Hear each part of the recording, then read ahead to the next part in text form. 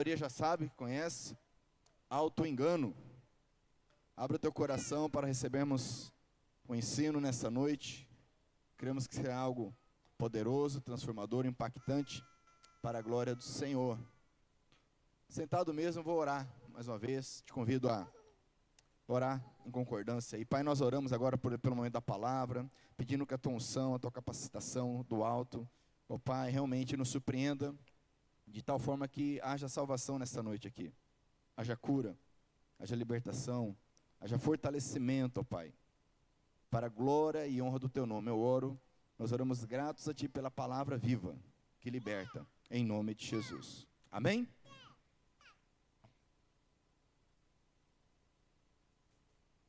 Boa noite, igreja, a paz do Senhor a todos. Bom, são 5 minutinhos primeiros que a gente treme, o coração está extremamente acelerado. Não é habitual eu estar aqui no domingo, pregando à igreja. Então, me perdoem os 5 primeiros minutinhos se eu falar um pouco rápido, mas daqui a pouquinho passa e a gente entra no eixo, amém? Bom, sou esposa, do Pablo, a maioria já conhece, já sabe, mas para aqueles que não conhecem, meu nome é Linciane e eu sou esposa daquele homem lindo que estava aqui. Alguns não concordaram, né? Mas é isso aí. Deixa eu abrir aqui. Meu amado vai pegar a minha Bíblia. Bom, antes de nós começarmos, adentrarmos mesmo na palavra, eu preciso fazer algumas considerações para que a gente possa começar, para a gente começar bem alinhados, tá? Eu sei que existe, algo muito divulgado, onde as mulheres não podem ensinar aos homens. Talvez você já tenha ouvido falar sobre isso. E eu confesso para você que um bom tempo eu interpretava esse ensinar conforme tinha aprendido. E eu fui estudar a respeito disso, porque isso me levava à insegurança de pregar aos domingos, me levava a uma insegurança de pregar à igreja, à família, homens e mulheres. Então é necessário eu fazer essa consideração antes de nós entrarmos na palavra, para que vocês tenham paz, para que a igreja tenha paz de ouvir a mensagem através de uma mulher, Há uma diferença muito grande entre ensinar e pregar. Depois nós vamos citar os 2 versículos que falam a respeito que a mulher não deve ensinar ao homem e que ela tem que ficar quietinha na igreja. E se tiver alguma dúvida sobre a palavra, deve perguntar para o seu marido em casa. Nós vamos falar rapidinho sobre isso, mas eu quero fazer essa diferenciação entre ensino e pregação, tá? A pregação, que é o que eu estou fazendo aqui hoje, ela vai anunciar, iniciar, divulgar um tema, um assunto, um princípio divino. Já o ensinar, ele vai aprofundar, encucar aquele princípio que foi divulgado. Então, nem mesmo o nosso mestre Pablo, e nem mesmo o nosso pastor, evangelista e profeta Márcio Macena, e a nossa pastora e evangelista e profeta Elisângela, eles necessariamente aos domingos, eles ensinam. Na verdade, nós ouvimos uma divulgação do evangelho. Amém? Entenderam a diferença até aí? Por que é importante a gente fazer essa diferença? Porque nós, como pais, os homens como sacerdotes do lar, têm essa responsabilidade de ensinar. Por quê? Como nós vamos ensinar em 1 hora? Então eu vou fazer uma sugestão de como você ensinar dentro do seu lar, ou ensinar no seu serviço. Aproveite a mesa. Ouviu a palavra no domingo? Ouviu a pregação do evangelho aos domingos? Aproveite a mesa. Você vai sair daqui, você vai jantar? Aproveite a mesa. Pergunte para o seu filho o que foi ensinado no ministério infantil. Pergunte à sua esposa o que ela recebeu dessa palavra. No outro dia, no café da manhã, continue esse assunto. Aproveite a mesa. Era isso que os judeus faziam. E era assim que eles inculcavam a palavra. Porque durante a semana, se você vier conversar, pegar a Bíblia e voltar ao tema que foi pregado ao domingo, aí sim você estará aprofundando naquele assunto. O seu cérebro vai receber ao ponto de ficar guardado na memória. E aí você vai naturalmente desenvolver o princípio e se tornará a Bíblia viva. E é a Bíblia viva que nos faz refletir o verdadeiro evangelho e não um versículo apenas falado. Amém?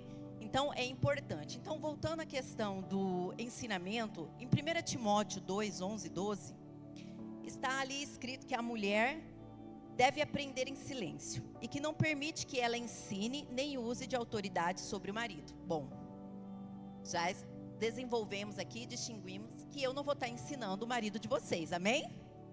Amém? Eu vou estar anunciando o evangelho, amém? Tranquilo?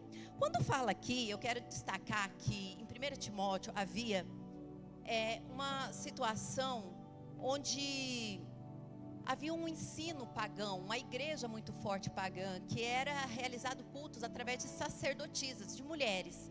E nesses cultos, que não era o culto judaico, né, não era o culto cristão, eles ensinavam fortemente uma teologia onde o feminismo era superior à masculinidade. A feminilidade era superior à masculinidade. E isso acarretava que Paulo precisava ensinar os novos convertidos ao cristianismo a se comportar. Então, a mulher ali, pela cultura da época, já não podia falar, mas era cultural, era social, amém?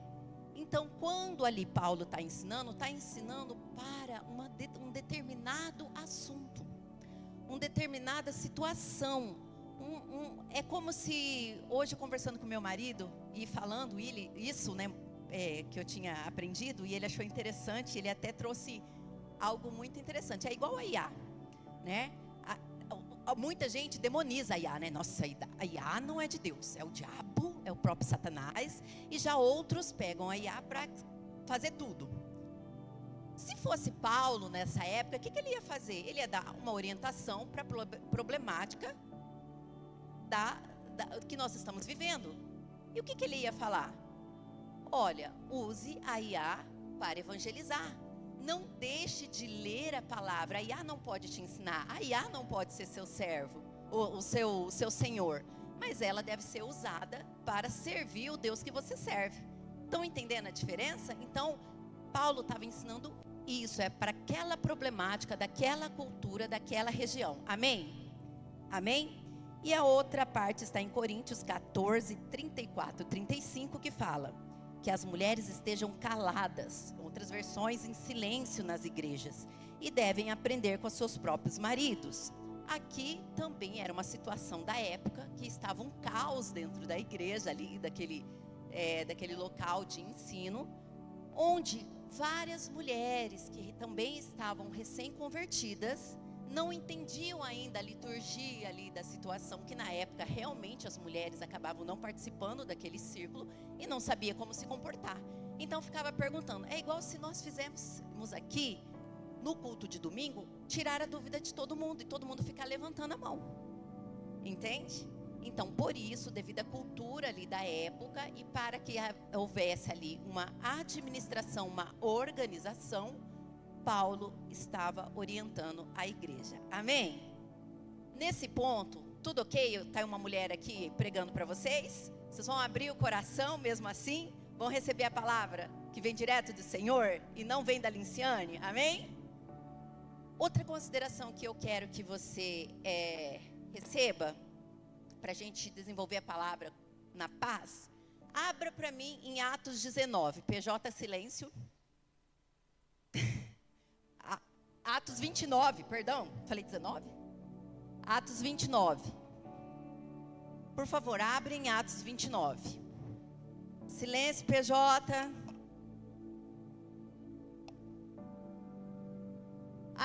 O Helenis falou que Atos 29 está fechado, gente. Não é o CT e também vocês não vão encontrar na Bíblia, meus amores, porque não tem Atos 29.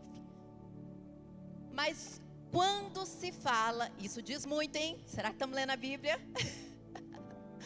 Quando nós falamos em Atos 19, ou 29, estou com 19 na cabeça, 29, o que nós queremos dizer com isso? PJ agora pode falar. Nós somos a continuação. Então é através da nossa vida, é através dos nossos testemunhos que as pessoas lerão Jesus.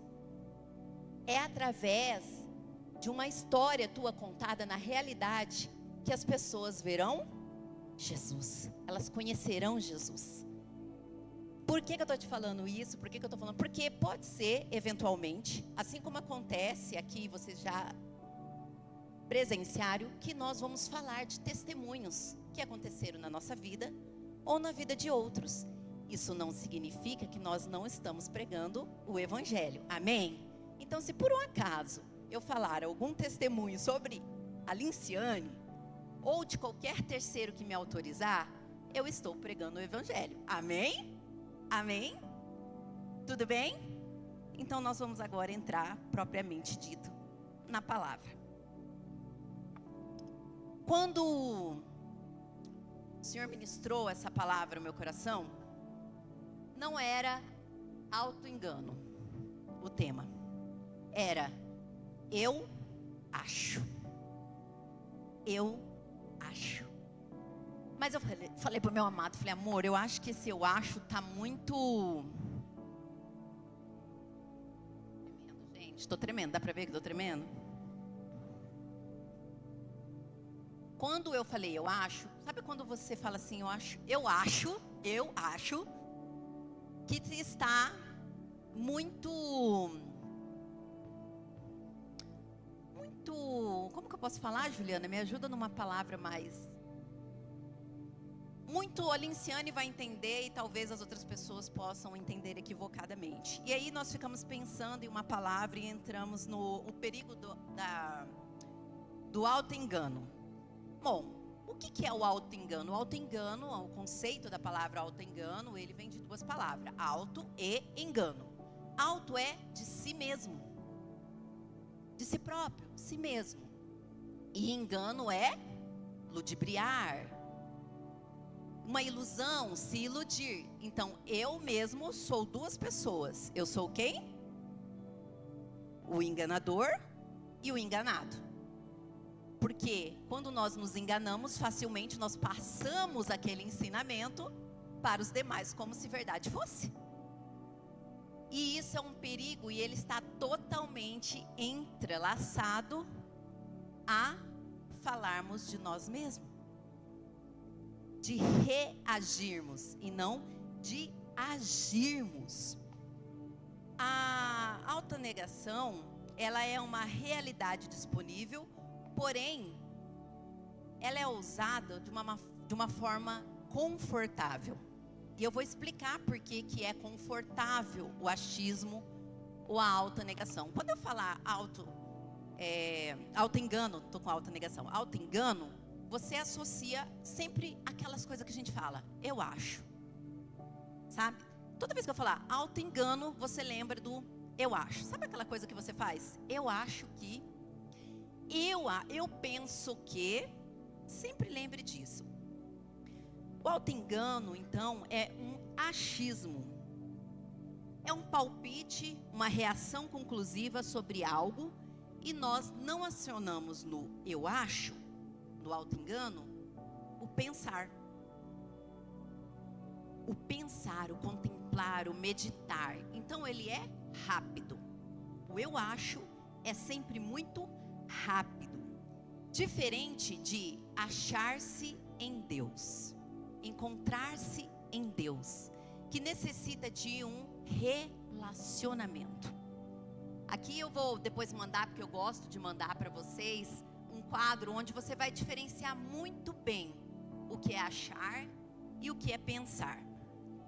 Mas, resumidamente, quando nós falamos em achar, ele é rápido. Ele aciona as suas memórias antigas. Ele aciona as suas experiências culturais, emocionais.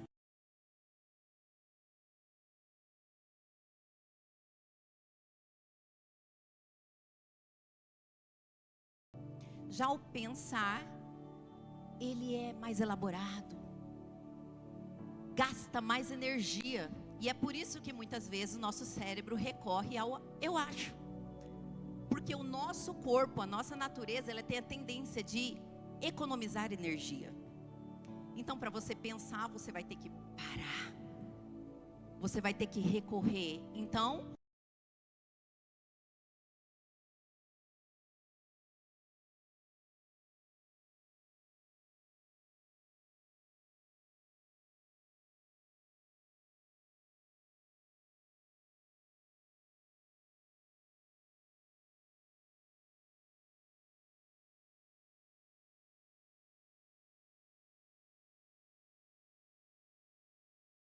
como normalmente no direito nós fazemos. Nós entramos com uma ação como ator, defendendo o autor, a causa do autor. Mas quem é do direito sabe, nós normalmente fazemos o papel do advogado diabo ali. Porque a gente olha a nossa peça, depois a gente vai ler aquela peça, já pensando como advogado de defesa. O que o advogado de defesa falaria dessa ação? E não para por aí. Depois que o advogado de defesa falou, o que o juiz pensaria daquilo com a inicial, com a ação e com a defesa? E não paramos por aí, nós vamos para o tribunal, onde são várias pessoas julgando o mesmo caso. E aí normalmente a gente procura o que cada desembargador, o que cada juiz pensa sobre aquele tema para entender a visão deles. Isso gasta tempo. Obrigada, Claude, por você estar existindo, que agora ele faz uma leitura muito rápida de tudo isso. Mas nós fazíamos isso manualmente. E é isso que nós precisamos fazer em todas e qualquer situação da nossa vida, seja da mais simples, seja da mais complexa. É claro que quando você tem uma vida em Deus, uma vida profunda em Deus, vamos dizer assim, as verdades espirituais, elas vão estar mais claras, porque o homem carnal discerne o que é da carne, da natureza, da dimensão natural. E o homem espiritual, ele discerne das coisas espirituais, das coisas reveladas para o Senhor. Então, é óbvio que nós vamos ver vamos ficar mais próximo de discernir a voz do Senhor. Vai ser mais rápido. Pensa comigo uma situação. A Axa acabou de nascer, minha filha. Gente, quando eu estava no culto e ela chorava, eu não vou mentir para vocês. Quando a Esther da Késia chorava, eu achava que era minha filha. Quando outra criança chorava, eu achava que era minha filha. Porque eu não tinha ainda tempo de relacionamento com a minha filha. Agora, normalmente, está bem longe, eu já consigo discernir. Eu me engano? Me engano? Mas eu consigo ter mais experiência e identificar a voz da minha filha. Com Deus não é diferente. Vai chegar uma determinada época que nós vamos parar, pensar, e esse processo será mais rápido, porque nós vamos ter mais facilidade em identificar a voz de Deus. Consegue entender isso? Amém? Glória a Deus. Vamos lá, pode passar para mim, fazendo favor. Bom, aqui eu quis ajudar vocês a, na prática, e me ajudar, porque essa palavra é para mim, amém? Tá, tudo bem, entendi. O achar é mais fácil, mais rápido. Então, como que eu posso frear? Se é tão rápido assim, quais são os mecanismos que eu posso usar para frear essa reação? E aí, é claro que a palavra vai nos colocando situações que ela vai nos levando para isso. Em Tiago fala, seja pronto para... Como nós temos dificuldade, né? A pessoa nem terminou a frase, a gente já está dando resposta, porque a gente já deduziu aquela situação, a gente já concluiu aquilo, e você já está dando resposta. É isso que nós fazemos, principalmente com os nossos. A mulher com o marido, então, às vezes ele nem fala, ele só olhou. Você já desenvolve todo o conceito, já conclui, já dá a sentença, já tudo. E aí, Existem aquelas horas que você está errada. Aí você dá uma risadinha e ainda justifica. Ah, é porque da outra vez? É muito rápido. O homem também faz isso, mas o homem não é de falar. Então ele só faz aquela cara, aquela respirada, sai de perto e faz o que realmente... Fala Deus. Olha o irmão, fala Deus. Ok, então a forma de você frear é... ouça mais. Ouça por inteiro. Depois nós podemos o quê? Romanos 12, 2, que nós falamos muito aqui. A metanoia, a transformação da mente. Como nós transformamos os nossos pensamentos. Nós temos uma âncora especial para isso, que é a palavra de Deus. Amado, nós vamos ver hoje que um profeta que começou a ouvir a voz de Deus quando era criança, ele se enganou 7 vezes numa missão que Deus tinha dado para ele. 7 vezes. Então isso nos fala muito que ainda que nós estamos acostumados com uma situação, ainda que nós já tenhamos vivenciado aquilo, passe pela peneira da palavra. Se permita ser transformado, se permita aprender algo do zero, sobre aquele mesmo assunto, sobre aquele mesmo tema. Se permita passar por novas experiências. E aí eu falo que é em todo campo, seja profissional, seja emocional. Sabe por quê? Porque nós somos enviesados, nós temos em nós conceitos, muitas vezes que eles são distorcidos, outras vezes eles são vivenciados pela metade. Um exemplo que eu sempre dou em culto de mulheres, em treinamentos que eu ministro, é sobre o amor. Eu sempre pergunto para as mulheres assim, agora eu quero perguntar para a igreja, eu quero que todos façam essa meditação. O que é amor para você? O que é amor? Traga uma memória fotográfica na sua mente. Quando eu falo amor, o que rapidamente a sua mente trouxe em sua mente? Ou o que ela trouxe em sua mente? Qual é a imagem que ela trouxe em sua mente? As mães normalmente é a primeira vez que pegou a filhinha no colo. Ou, no meu caso, foi quando meu marido me pediu em casamento. Mas existem várias maneiras de se sentir amados, né? Amado. A linguagem são várias, mas o conceito de amor é muito amplo. Só que aí eu indagava para as mulheres assim, eu vou indagar para você. Veio uma imagem de uma vara na tua mente te corrigindo quando eu falei amor? Mas a palavra de Deus fala que o pai, quando ele ama ele, corrigir é amor? Parênteses, não estou falando em espancamento, não estou falando em violência física, amém? Nós aprendemos como cristãos a medida correta e é usada em última instância, em último grau, o último recurso. Mas a palavra ela fala que quando o pai não corrige o seu filho, ele passa vergonha. Então, quando ele fala para corrigir o filho, ele está falando em amor. Mas quantas pessoas foram espancadas? Quantas pessoas foram tocadas de maneira indigna? Que quando fala amor, ou elas desconhecem o conceito de amor, ou elas são enganadas pela aquela metade da verdade sobre o amor.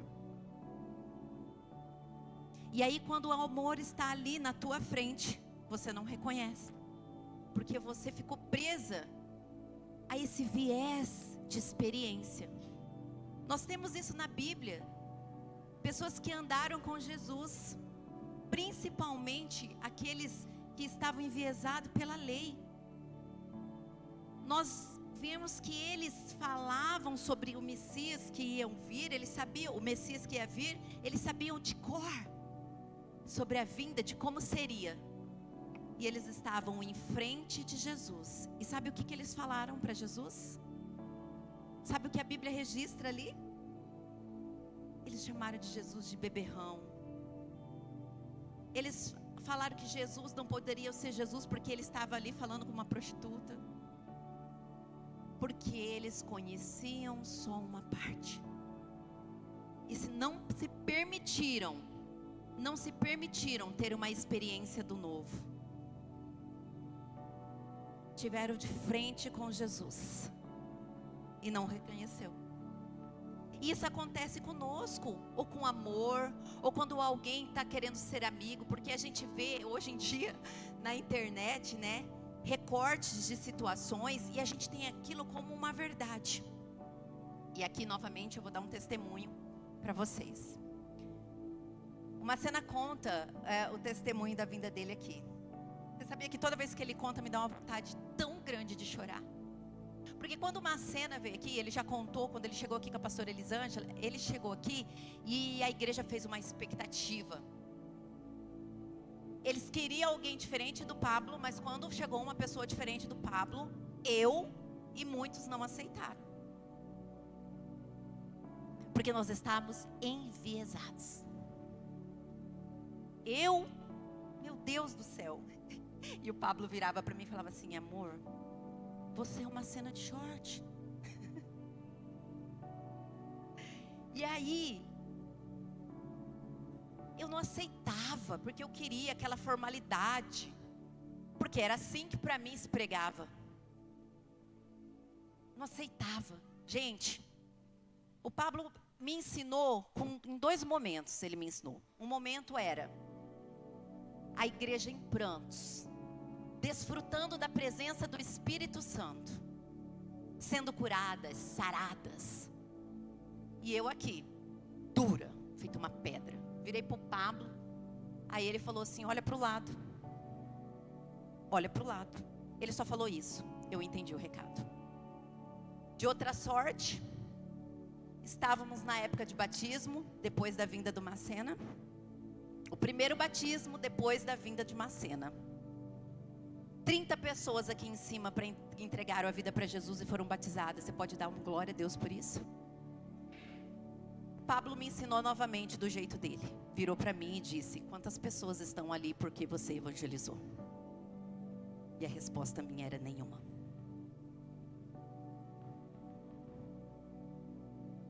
Por causa de um coração que se apegou à fórmula do eu acho, do auto-engano, de achar que tem conhecimento suficiente para discernir uma situação por causa das minhas experiências. Não se engane, eu não vou ficar falando aqui de mim, mas não foi a única vez que eu errei. E te confesso que até com meus filhos eu também errei por causa disso. E depois que complementa tudo isso que eu estou falando, que fecha com a palavra não se estribes ou não se apoie no teu próprio entendimento. São esses 3 sistemas, são esses 3 atos que pode frear o eu acho da sua vida, que pode frear o eu acho da minha vida. Use o ouvido para ouvir. Já dizia minha avó, nós temos quantos ouvidos? Quanta boquinha? Amém. Ouça. Dê tempo daquelas palavras entrarem na sua mente. E depois que entrarem na sua mente, recorra à palavra. Se você tiver intimidade com a palavra, você vai encontrar sobre aquele tema rápido. Eu confesso, se você não tiver intimidade com a palavra, você vai ter um pouquinho mais de demora se você usar isso daqui. Mas por enquanto, recorra a IA. Pergunte sobre os temas. Use a IA a seu favor. Se aquele assunto ali. E depois tenha certeza de não se apoiar no seu próprio conhecimento. Amém? Bom, e no lar, como a gente pode fazer? Normalmente a gente conhece o nosso filho, né? Eu tive uma situação onde eu tive que chegar para o meu pai aos 40 anos e falar: pai, eu sei que foi o Senhor que me criou. E eu sou muito grata a isso, né? Mas o Senhor não me conhece como profissional. Eu não penso assim. Eu já estava há 15 anos trabalhando como advogada. E nossos pensamentos eram diferentes, porque nós viemos de uma geração diferente, né? Ele tinha uma advocacia mais tradicional ali, e eu já gostava muito da tecnologia. E é óbvio, eu entendo, é difícil você conciliar essa transição de gerações, é difícil. E aí a gente já tem o conceito próprio. Então, normalmente a gente faz o que com o filho? Eu conheço então essa cara, essa voz, esse comportamento é por causa disso. Nós acertamos em 60%, 70%, até 100%.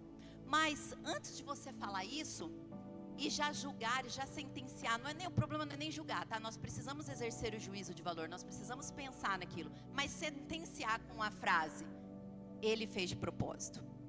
Pablo me ensina muito com isso. Graças a Deus, eu acredito que eu já estou numa escala de mudança nesse ponto, de transformação, de metanoia.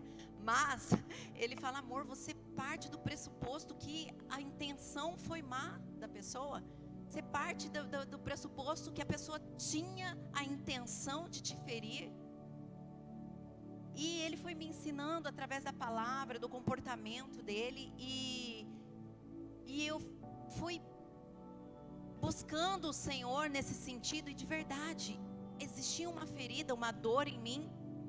Então eu precisava buscar no Senhor a raiz daquela dor. Por que eu fazia? Por que a minha reação era automática? Por que eu julgava e sentenciava as intenções? Mas nós podemos fazer de outra forma. Eu acho que isso dá certo. Eu acho que dá certo? Eu acho que dá certo? Perdão, gente. Perdão. Fiz uma confusão aqui. Nós julgamos a intenção pelo rosto, pelo tom, pelo passado. No casal, a gente sempre parte do pressuposto dele fez de propósito, que eu acabei de falar aqui em relação ao marido. E na casa, a gente usa, eu acho que isso dá certo. Às vezes o marido não sabe trocar a torneira, mas nós entendemos que ele tem que saber trocar a torneira. Então a mulher vai falar, ainda vai dar a receita de como tem que fazer. Eu acho que dá certo assim. Alguém passa por isso? Não, imagina, os homens estão tudo aqui, ó. Eu acho, a mulher eu acho, né?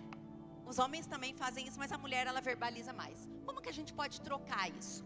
Bom, com os filhos, o antídoto é, pergunte antes de concluir. Me conte o que aconteceu. Se preocupe na intenção da pessoa, pergunta por que ela está com aquele rosto. Porque pode não ser nada daquilo que você achou que fosse. E você sabe qual é o melhor? Você vai criar um ambiente com o teu filho, onde ele vai se sentir seguro, para quando ele falhar, ele poder dizer para você. Então o antídoto é esse. No casal, verifica a hipótese. O amor tudo crê, o amor tudo espera. Ele fez de propósito, será? Vocês já pensaram no meme, né? Será? Acharam que eu ia saltitar aqui? Não, tô mais comportada. Será que ele fez de propósito? Será que ele não reagiu por causa de uma dor? Será que não foi automático aquilo porque ele vivenciou a vida dele a vida inteira? Se você buscar aquilo lá e começar a orar, buscar a palavra, se você ouvir mais, se você prestar atenção, por que ele repete, o que é o gatilho, é mais difícil. Lembra que eu falei que o pensar, ele é mais difícil? Lembra que eu falei que o pensar, ele vai gastar mais energia? Mas nós vamos ver que é melhor pensar do que achar. E por último, numa situação cotidiana de casa, decida em conselho e em oração. Ore. Eu tenho amigos aqui que eles são excelentes em venda de carro, em várias coisas que eu não tenho técnica, experiência. E o que eu tenho, meu Deus. A palavra diz que na multidão de conselho há. Gente, você não vai pedir um conselho de uma pessoa que é tão leiga quanto você. Por favor, busque alguém que é mais inteligente, que você possa se aconselhar ao ponto, né, principalmente coisas que são técnicas. Amém? Então esse pode ser Havendo muitos conselhos, há segurança. Vai dar 100% de certeza? Não. E às vezes, o que é certo ali daquela situação, aparentemente pode te dar uma dor. Porque nem sempre o que é melhor para você vai ser algo que vai te fazer 100% feliz. Entende onde eu quero chegar? Amém? Pode passar, por favor.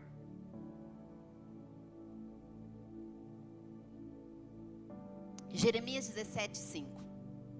Maldito o homem que confia no homem. Eu já escutei muito esse versículo, mas para dizer o quê? Cuidado, hein? Cuidado com aquela pessoa que diz ser sua amiga. Cuidado com aquele cara lá. Maldito o homem que confia no homem. Nossa, eu fui fazer, você procurou a pessoa, não pediu conselho, não orou, aí você foi na empolgação, foi lá, fez um negócio com a pessoa, compartilhou algo da tua vida, aí deu tudo errado. Aí no final você fala, mas também, maldito o homem que confia no homem. Você quer uma coisa clássica dentro da comunidade cristã? Tem uns amigos meus aqui, não é indireta, não tenho culpa que você passou por isso também.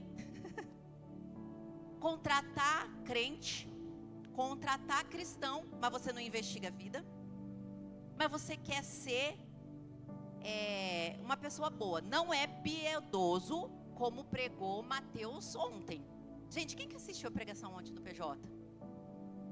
Se você não assistiu, eu só falo, marque na tua agenda e assiste. Mas não assiste uma vez não, tá?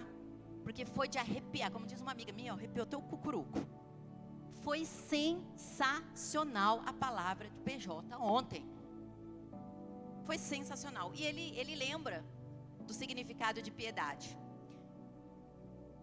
Quando eu falo aqui da questão de confiança, que a gente quer às vezes ser bonzinho, a gente quer ser melhor que Deus. Eu não estou falando de piedade, né? E aí você não pede conselho, aí você fala, eu vou ajudar o irmão. Dá tudo errado. Aí qual é a frase clássica no final? Maldito o homem que confia no homem. Mas não é disso que esse versículo está falando. Isso é muito raso para o versículo. O versículo fala, maldito o homem que confia no homem, faz da carne o seu braço. Então ele está falando de quem? De você mesmo. Eu estou falando de mim mesmo. Maldita a Linciane, que confia no seu próprio conhecimento, nas suas próprias experiências de vida. Maldita ela, porque no versículo final nós vamos perceber que a confiança das boas coisas da vida, aonde nós temos que confiar, o único lugar que nós precisamos confiar é no e seus princípios. E seus princípios.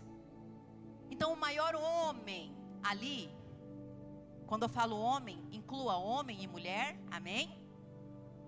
Somos nós mesmos em quem nós não devemos confiar. Pode passar para mim, por favor. E agora eu quero que vocês abram a Bíblia de vocês em 1 Samuel. É muito interessante porque essa palavra tem sido pregada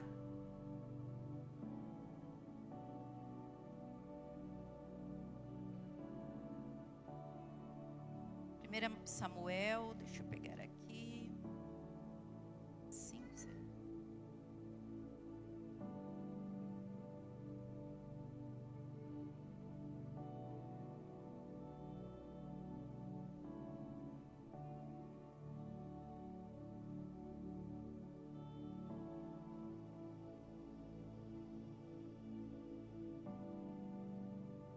Aqui.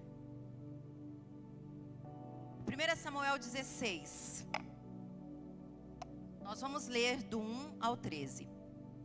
Só me acompanha, tá? O Senhor disse a Samuel: até quando você vai continuar a ter pena de Saul? Eu não quero mais que ele seja rei de Israel. Encha um chifre com azeite e leve com você. Depois vá a Belém, até a casa de um homem chamado Jessé, pois eu escolhi um dos filhos dele para ser rei. Como posso fazer isso? Respondeu Samuel. Se Saul souber disso, ele me mata. O Senhor Deus respondeu: leve um bezerro e diga que você foi lá para oferecer um sacrifício ao Senhor. Convide Jessé para o sacrifício e depois lhe digo o que fazer. Você ungirá como rei aquele que eu indicar. Samuel fez o que o Senhor Deus havia mandado e foi a Belém. Quando chegou lá, os líderes da cidade foram tremendo encontrá-lo e perguntaram: a sua visita é de paz? Sim, respondeu ele. Eu vim oferecer um sacrifício a Deus. Purifiquem-se e venham comigo. Ele mandou que Jessé e seus filhos se purificassem e os convidou para o sacrifício. Quando eles chegaram, Samuel viu Eliabe, um dos filhos de Jessé, e ele o quê? Este homem que está aqui na presença de Deus, o Senhor certamente é aquele que o Senhor escolheu. Mas o Senhor disse: não se impressione com a aparência nem com a altura deste homem. Eu o rejeitei, porque não julgo como as pessoas julgam. Elas olham para a aparência, mas eu vejo o coração. Então Jessé chamou o segundo filho, Abinadab, e o levou a Samuel. Mas Samuel disse: este também não foi escolhido pelo Senhor. Aí Jessé trouxe o seu filho Simeia. É isso, Simeia? Sim, como se pronuncia? Simeia? Vai ficar assim, hein? E Simeia? É? Tá. Me perdi aqui. 9. E Samuel disse: o Senhor Deus também não escolheu este. Assim Jessé apresentou a Samuel 7 dos seus filhos. E Samuel disse: o Senhor Deus não escolheu nenhum destes. E perguntou a Jessé: você não tem mais nenhum filho? Jessé respondeu: tenho mais um, o caçula, mas ele está fora, tomando conta das ovelhas. Então mande chamá-lo, disse Samuel. Nós não vamos oferecer o sacrifício enquanto ele não vier. Aí Jessé mandou buscá-lo. Era um belo rapaz, saudável, de olhos brilhantes. E o Senhor disse a Samuel: é este mesmo, unja-o. Samuel pegou o chifre cheio de azeite e ungiu Davi na frente dos seus irmãos. E o Espírito do Senhor dominou Davi, e daquele dia em diante ficou com ele. E Samuel voltou para Ramá. Bom, uma história muito conhecida por todos. O primeiro rei, Saul, ele foi ungido por Samuel, por este profeta. E tinha essas características de ser belo, forte, aquele impacto de um rei que vai para a guerra. E aí, o que acontece com isso? Quando o profeta, ele entrou na casa de Jessé e viu, na versão original, da palavra original ali, que eu não vou nem me... vou nem, como fala? Experimentar, atrever a falar, mas ali o original ele fala, viu e disse. Viu e disse. Então você pode perceber que não teve um tempo. Ele não pensou, ele não consultou, ele viu e disse. Deve ser esse. Deve ser esse. Forte. Mas Deus disse: não é esse. Mandou chamar outro. Gente, mandou chamar outro. Então é esse. E isso foi com os 7 filhos. Existe uma situação aí que acontece com todo mundo. O homem natural, ele vê a aparência, a embalagem. E principalmente aquilo dentro do conceito que ele acha que é. Lembra quando nós falamos de amor? Então a embalagem de amor é isso daqui para mim. Eu olho para uma situação, vejo e digo, eu busco na memória sobre aquilo. Ele buscou na memória dele, pela experiência da vida dele, ele disse que era esse. Mas não era nenhum desses. Você percebe que quando a Bíblia chama Davi, ele faz questão de falar que Davi era bonito? Que os olhos eram brilhantes? Então não era característica física que fez com que Deus escolhesse Davi, porque Davi também era bonito. Eu não sei por que o povo coloca Davi feio, gente. A Bíblia fala que ele era belo, olhos brilhantes. Então não era isso. Mas a chave ali é que fala que Deus, ele discerne o quê? O coração fala do quê? O que é o coração quando a Bíblia fala? Porque nós sabemos que no coração bombeia sangue. Mente. O que você tem dentro de você. Suas intenções, principalmente. Porque amar, se Deus fosse nos escolher pelo aquilo que nós sabemos, Jesus, misericórdia.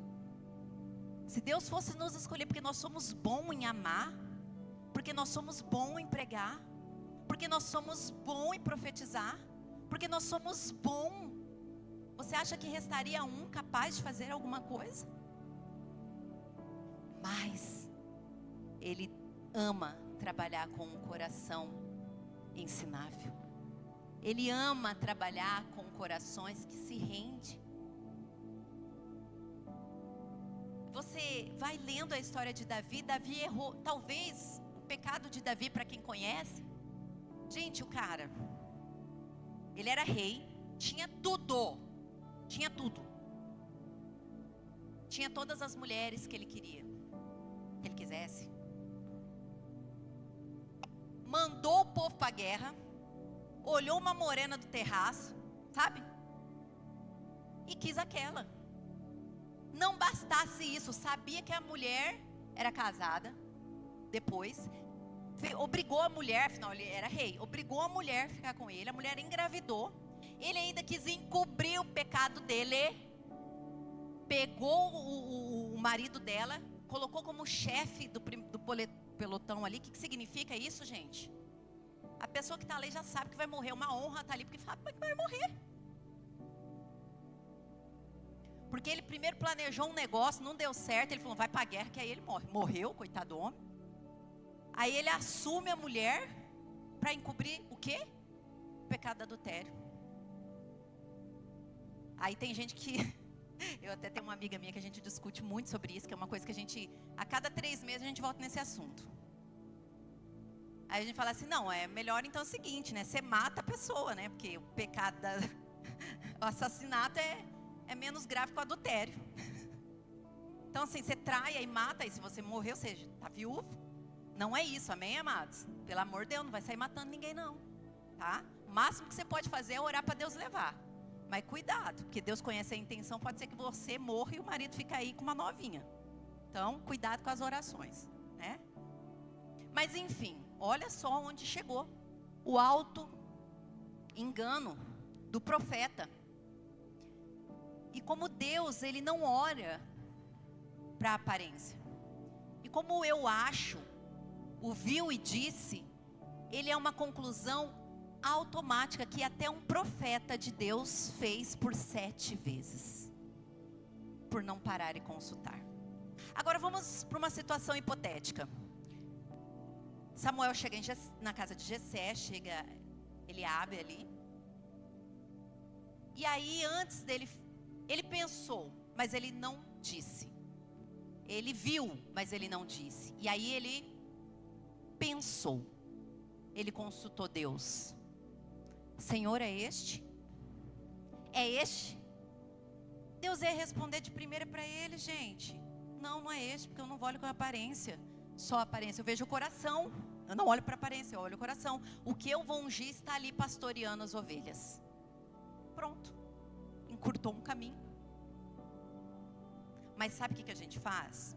A gente se estriba, a gente se apoia, a gente se ancora nas nossas experiências. E não na palavra. Sabe por quê, amados? Eu entendo isso, isso é natural, isso é do homem. Isso é da nossa natureza humana. O cérebro, ele não coopera nisso. Porque o cérebro, quando vê uma situação complexa, ele tem a tendência de frear. E não frear para o bem, ele já joga, é difícil. E aí, para economizar energia, ele vai no mais fácil. Ok? Mas se ele tivesse gastado energia no consultar a Deus antes de dizer, ele tinha evitado 7 erros. Gente, um profeta reconhecidíssimo, ele tinha acabado de ouvir a Deus. Ele estava fazendo o que Deus mandou. Ele não estava lá aleatório, porque até então ele estava seguindo as instruções de Deus. Até então, ao ponto dele falar assim, mas Deus, olha só, quando ele pensa como é diferente. Deus, como que eu vou chegar lá? Vou falar, Saul se descobrir vai me matar, e aí não vamos concluir o plano. E aí Deus orienta ele, vai lá e ofereça um sacrifício, chama a família para oferecer o sacrifício. Agora eu vou falar uma coisa que dói muito nessa história toda que o Senhor revelou para mim. Você reparou que aqui existe um princípio de desonra muito forte? Jessé, o pai desses 8 homens, ele ia participar de um sacrifício e ele recebeu um profeta. E na época receber um profeta, amados, era algo que você não tem noção, porque receber um profeta na época era receber o próprio Deus, porque o profeta só iria no local para levar uma mensagem de Deus. Então quando o profeta chega na tua casa, é o próprio Deus lá. E o que Jessé fez? Os 7 filhos dele estavam lá, mas um não estava. Um não estava. Porque os demais eram homens de guerra. E Davi era o quê? Um pastor. Naquela cultura, o pastor era tido como uma função não viril. Talvez seja por isso que muitos falam que Davi era feinho, franzininho, né? Mas pega uma ovelha no ombro. Pega várias ovelhas para ver se não tem que ter força. Mas são os nossos conceitos. E era o conceito ali de Jessé. Então, a desonra ali de permitir que um filho dele não participasse da presença de Deus. Era como se fosse isso. Era como se permitir que os demais filhos estivessem ali e os outros não. Quantas vezes nós não fazemos isso num ambiente de trabalho? Quantas vezes nós não fazemos isso numa comunidade cristã? Escolhemos aqueles que nós achamos que são mais experientes, que são mais santos, que são mais conhecedores da palavra, para participar de algo onde Deus, o próprio Deus, vai ali ministrar. Nós vamos pela capacidade. Existe uma frase que fala que o seu talento te leva longe. E é verdade. Mas é o caráter que faz com que você permaneça ali. E ampliando isso, é a presença de Deus, é a capacitação de Deus que te levanta, amado. E muitas vezes nós, dentro de uma comunidade cristã, nós falamos, não, esse daqui não, porque vai atrapalhar o nosso trabalho, nós já sabemos como desenvolve isso daqui, vai ficar muito demorado. Ai, você viu? Só fala asneira. Dentro da tua casa, não, meu filho não pode participar disso daqui, porque ele é muito novinho, será? Agora é óbvio que se passar pela peneira de Deus, passar pela peneira da palavra dele, aí sim, você vai estar seguro para tomar uma decisão, amém? Então nós temos esses sistemas ali. Eu quero que pode passar.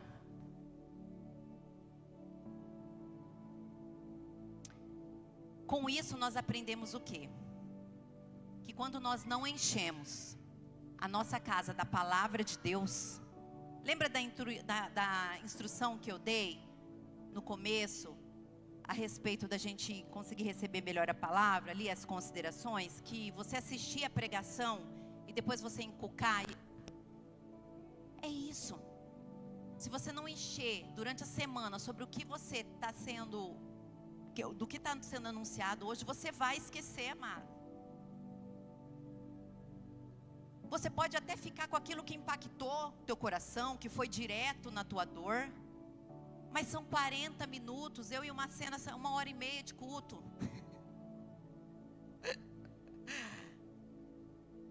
E você fala que você vai lembrar disso a semana toda se você não voltar à palavra, se você não encher a sua casa dessa palavra, se você não for estudar.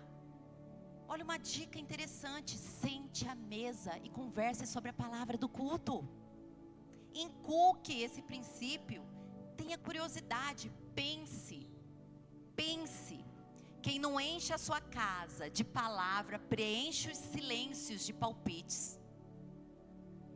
E aí vamos para os filhos. Palpites de uma escola, palpite da internet.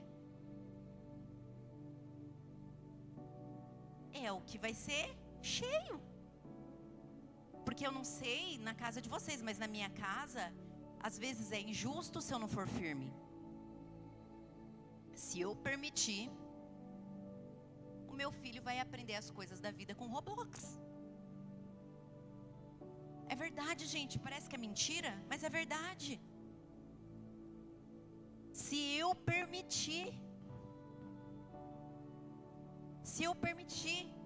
a minha filha vai aprender coisas só na escola e com as amigas. Se eu não tiver tempo, se eu não ensinar, se eu não inculcar, se eu não ancorar os meus filhos com a palavra. E nós sabemos que o dia a dia é corrido. Então qual é a oportunidade que eu tenho? É a mesa. E eu falei isso com o meu amado hoje. Eu falei, amor, misericórdia da minha vida, de pregar uma palavra dessa e a gente não colocar. A gente precisa isso. Olha o que Deus está trazendo pra gente. Olha o que Deus está trazendo pra gente. Eu falei pra ele, isso daqui é pra gente acordar. Porque o que a gente faz é muito pouco para inculcar. Não tem como vencer, amado, se você não fizer. Preenche o silêncio. Isso vai te ajudar a se relacionar com seu filho. Isso vai te ajudar a relacionar com seu marido, a descobrir qual é a linguagem dele, como ele pensa. Isso vai te ensinar a ter paciência em escutar. Amém? O versículo para essa parte, né, para consolidar isso, lâmpada para os meus pés é a tua palavra. Outra coisa, oração. Como é difícil orar, né, gente? Já é difícil orar. Juntos, então. Eu escuto muito isso. Pastora, eu tenho coragem de ficar nua na frente do meu esposo, mas eu tenho vergonha de orar com ele. Eu tenho vergonha de orar com ele. Gente, isso já é uma coisa assim muito real. Será que isso vem da parte de Deus, essa vergonha? Ai, filhinha, vou te dar uma vergonhinha de orar para não falar comigo, não. Ou será que isso vem da própria opressão das trevas para te impedir de você ter intimidade com os seus? Nós oramos e aí nós precisamos aprender a orar, porque a própria palavra fala que nós não sabemos orar. Você sabia que a Bíblia fala isso? Que nós não sabemos orar? A Bíblia fala, nós não sabemos orar. Então como que você aprende a orar? A âncora novamente. Não é eu acho. Eu acho que deve orar de joelho. Eu acho que deve orar com as mãos levantadas. Eu acho que olha, se a pessoa orou, mas não falou em línguas estranhas, ela não está com Deus. Eu acho que. Não. A palavra fala como se deve orar. Mateus 6 é um lindo caminho para a gente seguir, percorrer e aprender a orar. Aprender a orar. A palavra nos ensina a orar. Mas se você não encher a sua mente da palavra, você vai viver de palpites. E você sabe o que é o pior? Não sei se você já fez isso, porque eu já fiz. Eu oro falando para Deus o que tem que acontecer. Eu que dou a ideia. Eu falo, Deus, é o seguinte, eu já fiz um plano aí. Entendeu? E é o seguinte, eu estou orando para o Senhor abençoar meu plano. Rodrigo, já fiz isso? Nenhuma, nem do quase 77 vezes 7. Né? O princípio está errado ali. Não dê ideias ao Senhor. Use a oração para se render. E você sabe qual que deve ser a nossa postura? Sabe quando aquela mulher estava aos pés do Senhor? Sabe quando Paulo diz, eu fui criado nos ensinamentos aos pés de Gamaliel? Significa uma postura de aluno. Ore ao Senhor sempre com a postura de que você é dependente dEle, dos ensinamentos dEle, da revelação dEle. Porque se você for com a sua mente já com o conceito pronto do eu acho, amado, você não vai escutar a voz do Senhor. Não vai escutar. Não é que nós não devemos fazer plano, amém? Mas nós precisamos entender o que a Bíblia fala. O homem até faz plano, mas quem dá a resposta? Então Vá com o seu plano, coloque diante do Senhor, ore com todas as coisas ao Senhor, mas permita que Ele te dê o direcionamento para você parar de achar. E para você pensar e realizar a vontade dEle, que é boa, perfeita e agradável. Amém? Escuta e discernimento. Ouvir até o fim antes de concluir. Isso é um ministério, amadas. Não, mulheres, eu sei que... Gente, eu falo direto para a mulher, porque a mulher ela tem um pouquinho mais de dificuldade de ouvir ou não. Gente, eu não sei o que acontece. Quando eu prego, acontece isso, gente. Eu acho que o povo interage assim. Mas parece que a mulher tem um pouquinho mais de dificuldade de ouvir. A mulher já tira as conclusões dela. Ouça tudo, meu amor, minha vida. Ouça. E homem, você não tem dificuldade de ouvir tudo, porque você não ouve nem o começo. Porque quando a mulher começa a falar amor, sua mente já está assim.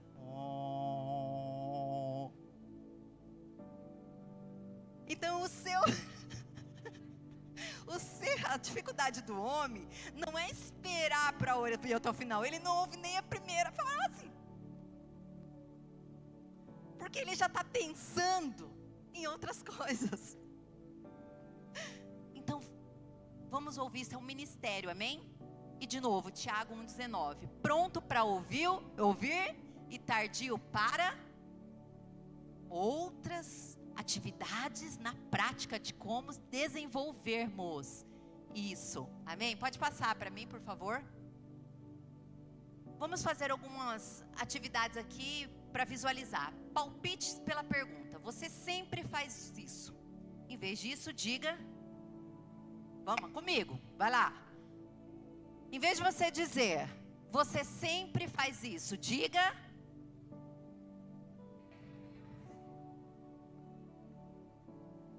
Ao invés de você dizer, eu acho que ele fez por mal, diga...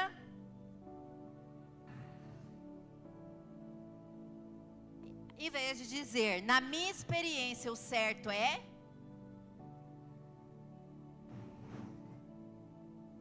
O que a palavra diz sobre isso? Ao invés de dizer, ou ao invés de responder em 2 segundos...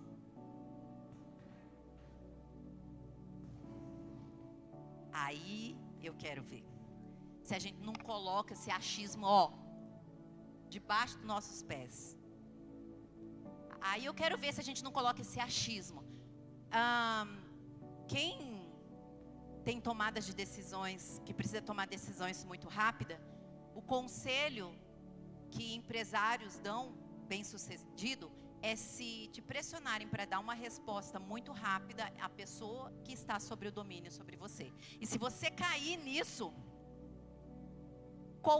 se você já participou de algum treinamento de coaching, para vender o curso no meio do coach, assim, essa é a sua última oportunidade, porque se você não pegar agora, a próxima não vai ser tão boa quanto essa. Alguém já participou de algo e ouviu esse tipo de coisa? Olha, agora é a tua oportunidade. Se você falar não, pode até vir outra, mas não é tão bom quanto essa.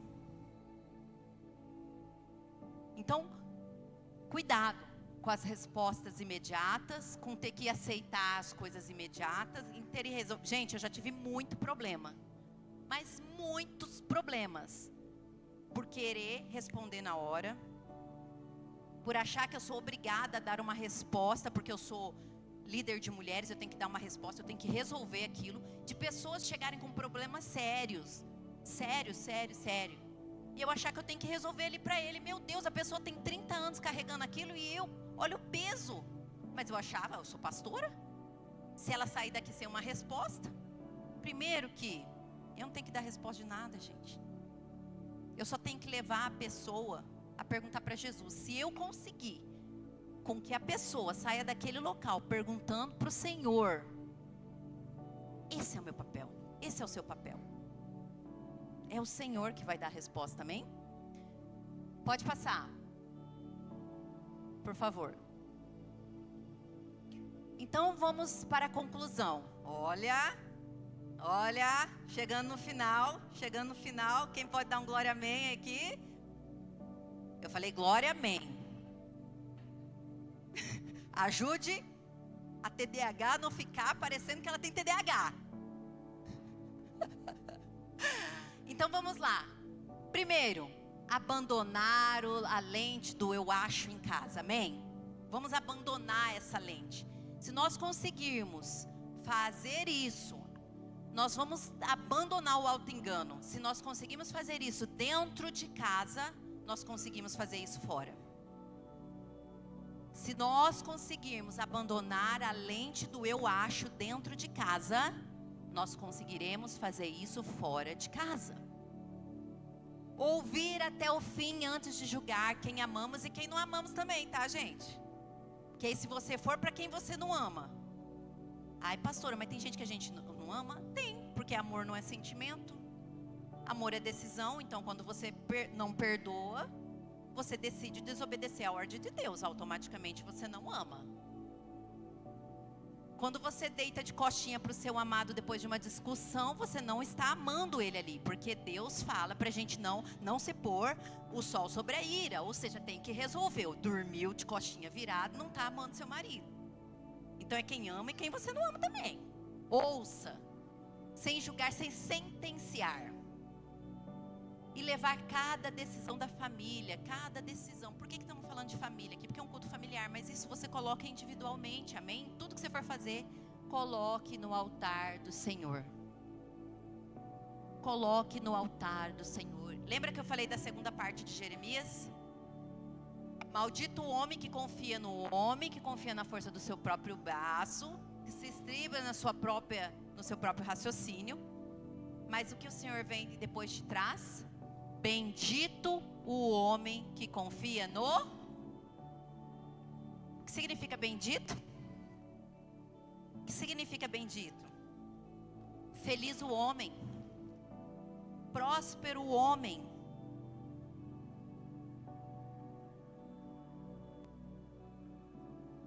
Eu vou trazer uma pequena informação a respeito. Pode passar o outro slide. Não tem? Gente, acabou. 8h43.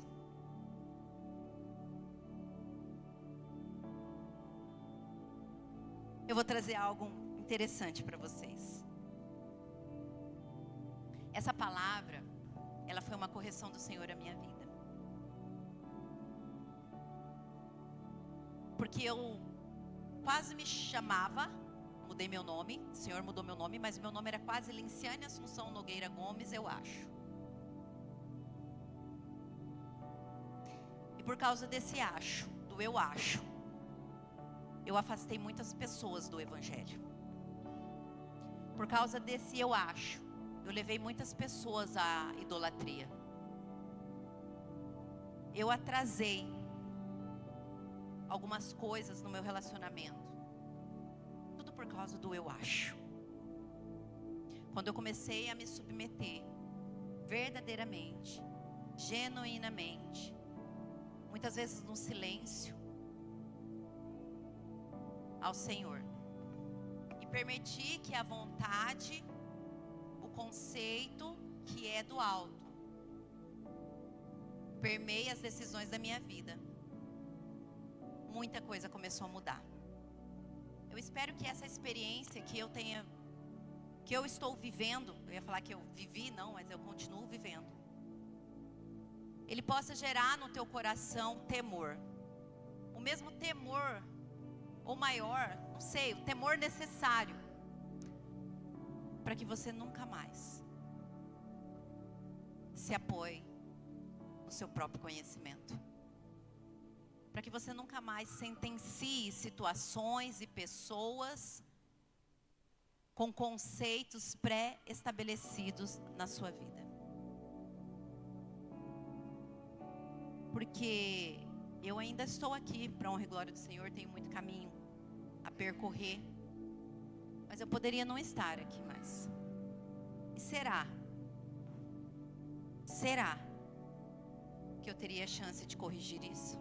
Será que eu teria a chance de pedir perdão àqueles que eu levei uma falsa doutrina. Parece que quando nós lemos a Bíblia, né, é tão distante de nós. Ai, aquele que levou o falso profeta, aquele que ensinou uma falsa doutrina. Quantos de nós temos vivido num raso do achismo, quando Deus quer que nós mergulhemos em seu conhecimento, para que vivamos uma bendita vida, como árvore plantada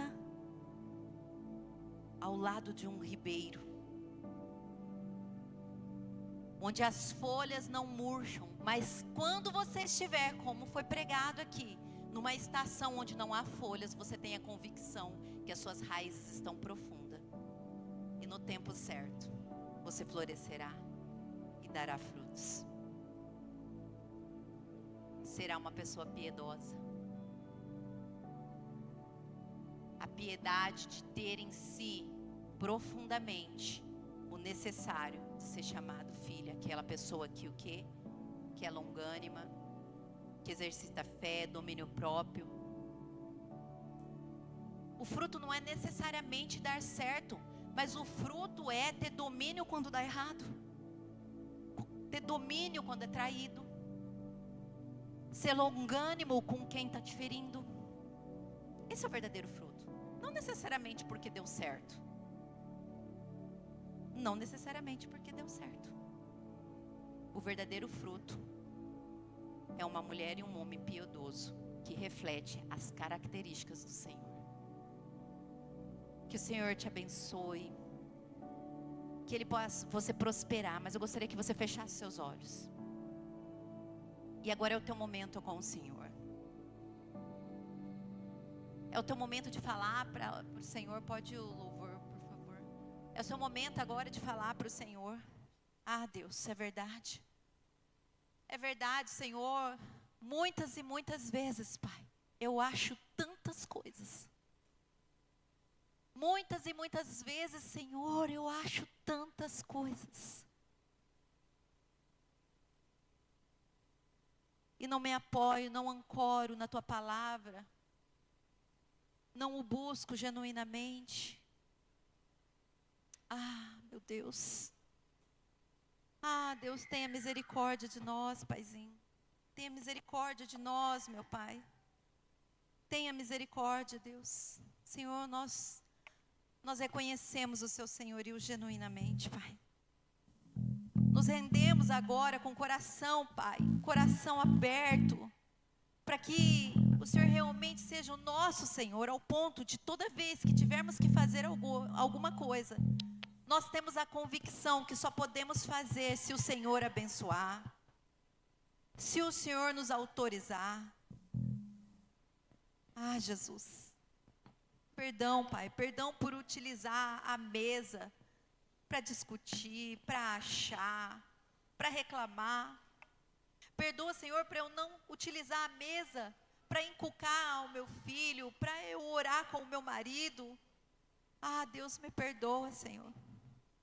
Me perdoa porque muitas vezes nem à mesa eu vou, porque o meu trabalho é mais importante, porque a minha escola é mais importante, porque o meu lazer é mais importante, e eu esqueço da mesa. Eu esqueço que todas as vezes que o Senhor foi conversar com os seus, o Senhor estava à mesa. Eu esqueço de me sentar aos seus pés ali, com um coração humilde, com um coração de aluno, com um coração, Senhor, de discípulo.